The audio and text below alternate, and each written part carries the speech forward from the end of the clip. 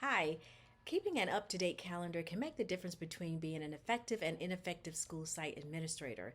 Because a new assistant principal is making the shift from a classroom focus to a campus wide perspective, it's important to prepare for the change and increase in duties and responsibilities. Don't try to commit to memory all of the important meetings, tasks, and other commitments that are expected of you each day and week.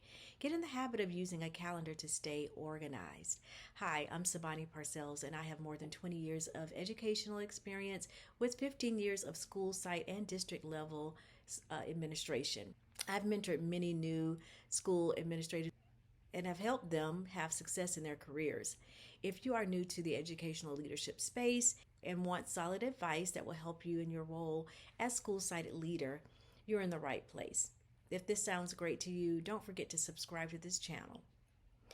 Today, in this short video, I'm going to talk about 3 considerations for using a calendar on a regular basis. The first thing that I want to talk about is the type of calendar to use. Choose a calendar that you will use, whether it's a paper or electronic version of a calendar. It's important that it's something that you're comfortable with. If you like to have everything online, carry it in your pocket, in your iPhone or iPad, or use your laptop, then an electronic calendar might work best for you. Others might like to write things down to be able to physically capture the information that is needed for you to keep up to date with meetings and other schedules. Whether you like paper or electronic or both versions, it's important that it's a calendar that you will use. It should be easily portable. Sometimes meetings are impromptu. You have to quickly meet with a parent, or there might be something else that comes up when the principal just calls you into the office, or maybe someone from the district level will call you to an impromptu meeting. You should be able to grab your calendar so that when there are important tasks that you are going to be responsible for taking care of, you can have those written down. And then finally, one of the things that you should consider about your calendar is that it should be easily updated. Things change all of the time in terms of what is required of you in any given time. So it's important that you're able to quickly update your calendar. The second thing to consider is to ensure your calendar has a daily, weekly, and monthly view, with room in each of those sections for adding lots of information. For the daily view, you want to capture your daily list of to-dos, your tasks for that day, so that you're on top of everything that needs to get done. You can check off that your day is productive and effective. So a daily view is really important for to-dos. Next is the weekly overview. For your weekly overview, you can have in mind important meetings that are coming up. Maybe there's a fire drill that you have to lead. You may be responsible for professional development at that week's PD session.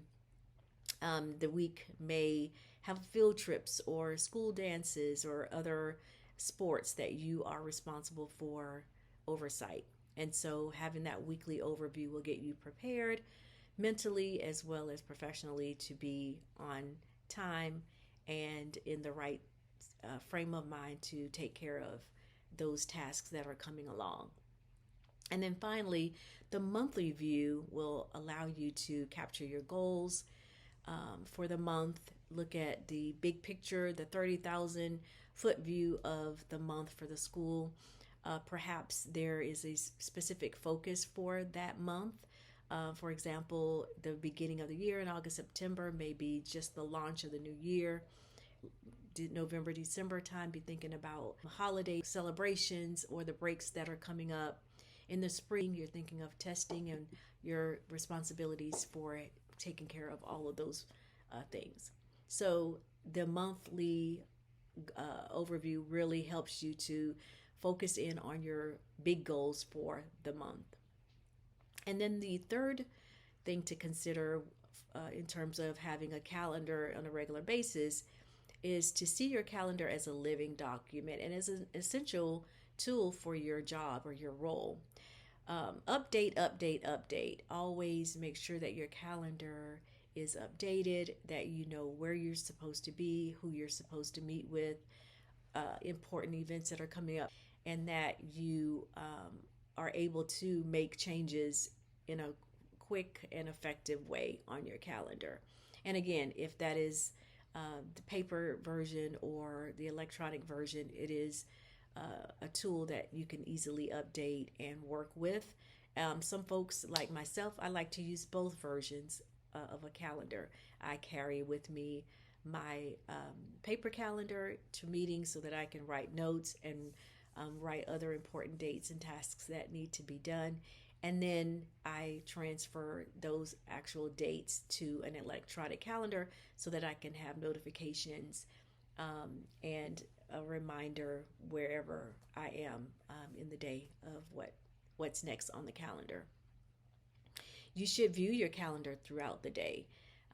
Not only does that keep you checking off your to do tasks, but you know what is next, or you can prioritize when you look at the calendar throughout the day, that it's going to be something that you update all of the time, and so your priorities may shift, and you want to be able to make sure that you're getting all of the important things done first, and then on to the next tasks that are at hand. And then finally, for this section, is to maybe get organized within the calendar. You should be able to, at a glance, look at your calendar and know what is coming up next. And organizing that within your calendar, whether you're using color codes or stickers or other tabs, will help you to quickly know what is going on for the day, the week, and for the month. I'm going to add a fourth bonus consideration for using your calendar, and that is to share your calendar with your team or your support staff. As a school site leader, you will either have an administrative assistant or you're sharing an administrative assistant with another administrator, and you may have other teachers or counselors on your team. You want to make sure that everyone is on the same page. So sharing your calendar with your team is a great way to organize team meetings and other events. Everyone knows what's going on and you're on the same page with your team. It encourages transparency so that when you're not in your office, folks know you're at a meeting or you're meeting with a teacher or you're doing an observation in a classroom. So sharing really encourages transparency. It streamlines task management. When you have a team of folks that are supporting you, then you're able to maybe delegate different assignments and different tasks to folks that are on your team so that the management of your tasks are streamlined. And it improves work-life balance. Being able to see what's going on for the day, the week, and the month will help you to not overload your calendar and put too much on your day. It will also help you know, okay, I have a night event, there's a game, there's a dance, so that you are able to say, today I'm going to leave the campus on time after students leave so that I can rest up before I have to come back. So it really helps to improve work-life balance. There are several electronic or software online type of calendars that you can use to share with the team. Google Calendar is one, Microsoft Office, Calendly, and Asana is another online calendar that you can use. So that is it for today with our 3 or 4 considerations for using a calendar in your role as a site leader.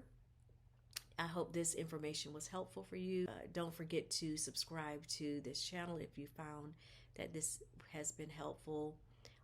Let me know what you want to know more about so that I can create videos that will be helpful to you in your new role. So have a great day.